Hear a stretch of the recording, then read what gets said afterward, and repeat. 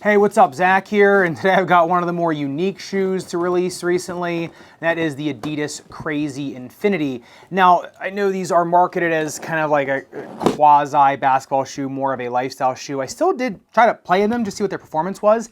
They actually have some really interesting performance characteristics and things about them that are better than some of the more, really hardcore performance focused shoes out there. So this is gonna be pretty interesting. Let's get into them. Now, obviously the most eye-catching part of the Crazy Infinity is, the shelled upper. Now this is a giant panel of foam that goes all the way from medial to lateral. I have seen where this is a mixture of EVA and algae-based foam, which it makes sense when you look at it under the microscope. There definitely is a lot of texture in there. When you tear it open and you compare it to the foam in the midsole, is a lot harder and more dense, obviously, because it is, the main containing element of the shoe as well as the main structural element of the shoe. Now, underneath of that EVA, or kind of attached to it, is just straight up rubber in the toe cap as well as in the heel counter. And, for dragging and sliding on a court, that is really nice, or for protection on a court, especially with your toes. That is really nice. I mean, if you are someone that does get trampled on a lot, pretty nice. If you look at the upper durability test on that, 10 seconds highest grit sandpaper, I mean, it's just like Outsole rubber that's really high durometer. The burr doesn't make really any impression on it. It does get very dirty. I mean, if you look at mine, these are just from walking around and playing in them a few times, and mine have already gotten pretty dirty. But the nice thing is with a damp cloth, you can get these clean pretty quick. Now, if you move up into the uppers, it's a mouthful. You have a zippered mesh caged upper, but underneath of that is just a really plush and just super maximalist upper. You get a 2-layer heel counter, which is really nice for lockdown in the shoe. Both sides of the heel counter and the ankle collar are super padded. The tongue is really thick, and the lace line goes pretty far deep into the shoe. The problem with the lace line is that the laces are a little bit thinner and a little bit more narrow versus the profile of the shoe. I mean, these shoes are enormous. The silhouette of them is just huge, which we'll get to in the fit and playability section, but the laces just might want to be a little bit bulkier just to match up with the profile of the shoe.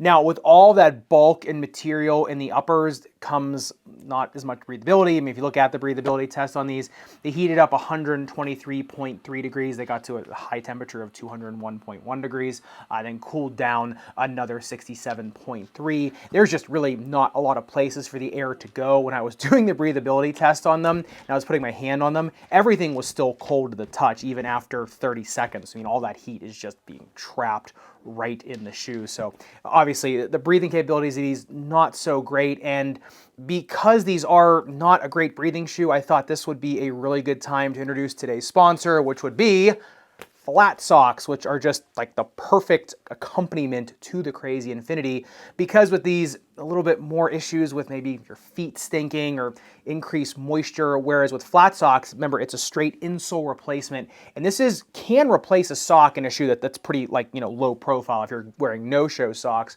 But in a shoe like the Crazy Infinity, if you are just wearing socks with them, which I do recommend, you can put the flat socks in these, replace the insole with them. These are moisture wicking. They keep the shoe cooler. They give you padding underneath of it that a traditional insole would not. But because that padding is more rubberized, it's going to be a lot more durable. So if you want an insole that's going to last you like the life of the shoe, this is where it's at. Plus, they're just machine washable. So if you do get them really dirty, or if you put these in really any basketball shoe, tennis shoe, running shoe, pickleball shoe, volleyball, whatever, and you get them really sweaty, even if you have a pair of socks on, you just throw them in the wash and they come right back out. Now, the cool thing about these is, number one, like I said, they are moisture wicking, so it keeps you a lot cooler, but you can actually get them in, like a shag carpet type for the winter time. So if you want a, more of a comfy, cozy type feeling without getting overheated, you can put something like this in your shoes too, winter boots, and it's going to keep moisture control and temperature control, but it's not going to get too hot, and it won't let your feet get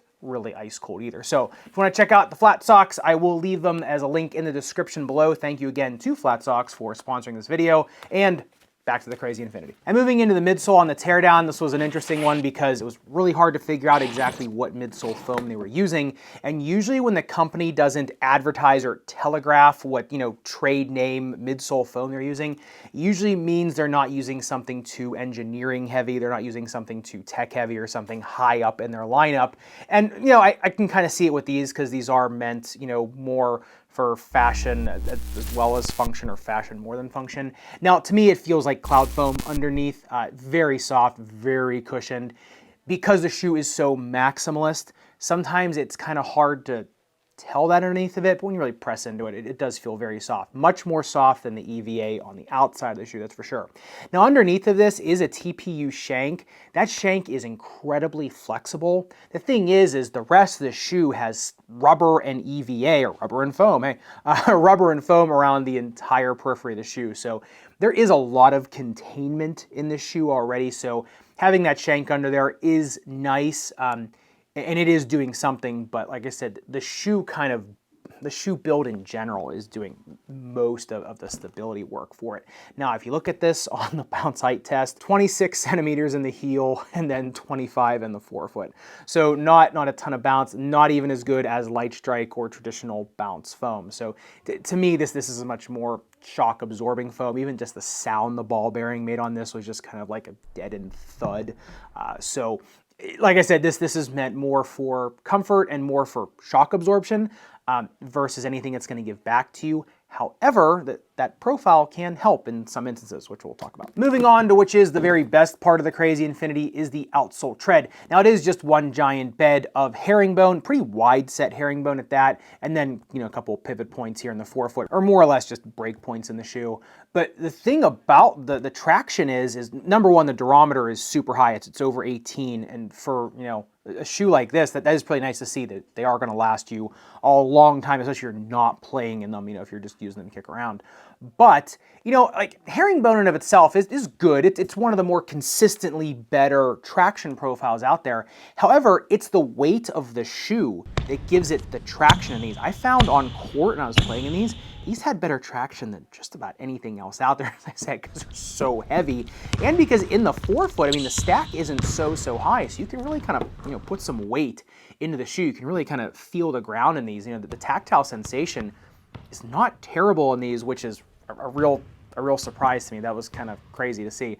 But, in terms of cutting power, they're great. In terms of your feet feeling fresh on court, not so much. If you look at the speed ratio of these, they only come in at a 1.23, a gentlemanly 1.23, which is, pretty darn low, obviously. I found a lot of times when I performance test shoes, I'll just do circles around the hoop, right? And I'll just try to do different things every time I make a circle around the hoop and in the free throw line. That's kind of how I do a lot of these things. That's why you see the camera set up sometimes in one spot, and you'll see me do different things with the camera in one position, because I'll just be running literally in a circle, grab the ball, go around again. And that kind of shows me sometimes how the shoe is going to act over a long period of time, right? Because you're just constantly moving. So that kind of simulates just how the shoe is going to feel on your feet over a long period of time. Does it keep your foot feeling fresh? Does it give anything back to you? Does it make you feel tired? In these, they just felt like lead bricks, right? It was just crazy.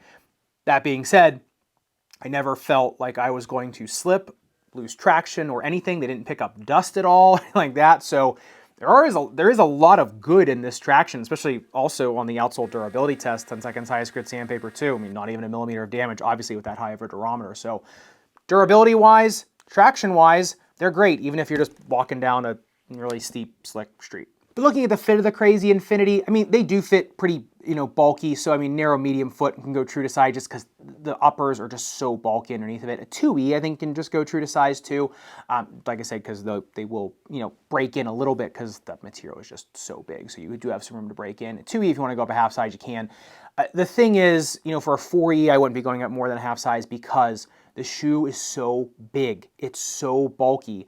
I have chunky big legs, right? Like I just have meaty legs. And even me, I walked out of the house in them. My wife goes, those make you look like you are stick thin on your legs. Like that's just how bulky they are. I was talking about this in the members first video. By the way, members only section, 99 cents for early cut videos of these, early release and extended cut teardown videos. So check that out. But even someone like me with a higher arched, bigger foot and kind of bigger legs still looked, like a little bit out of proportion to these shoes. So just kind of take that in consideration when you think about going up sizes in these, because they are just going to get bigger and bulkier. And getting into the playability of the Crazy Infinities, why not? Honestly, they weren't the worst basketball shoes out there by a long shot. Like I said, the protection on the toe box is really nice. I think for someone that's like maybe coming back from an injury that requires protection from blunt trauma in your toes, like you had a toe fracture or something like that, you know, this is going to protect you against somebody stomping on your foot, which is really nice. Once again, the traction and the containment were fantastic. Like I said, it is just a super bottom heavy shoe, and so that's what's providing a lot of the traction. So you got to have strong legs to use these for basketball, but like I said, they weren't terrible. It's just that, yeah, I mean, after like 15, 20 minutes, your legs are starting to feel pretty heavy. That being said, they are nice trainers, because right after this, I played in the Way of Wade 8083 Ultras, and then, those just felt like absolute feathers. But it was just interesting, you played in the Wades once, and I played them after this, and they kind of felt different those two times, so I had to, give them a couple more time just to make sure, I wasn't just comparing them to these. But like I said, even if they're just a shoe for shoot-around practice or whatever, I think you can use them. And for a kick-around shoe, obviously, they are pretty comfortable. Obviously, better in winter versus the summer months. But I'd love to hear what your thoughts on these are. Like I said, a lot of surprises to me on the inside, as well as in terms of what they felt like moving around in them. So I'd love to hear your thoughts in the comments down below. And if you want to see another super maximalist shoe that is meant for the basketball court, the Nike GT Jump 2 going to the knife, make sure you click into this video up above and subscribe down below. Thanks again to Flat Socks for sponsoring this video, and I'll see you somewhere in the Sneakerverse.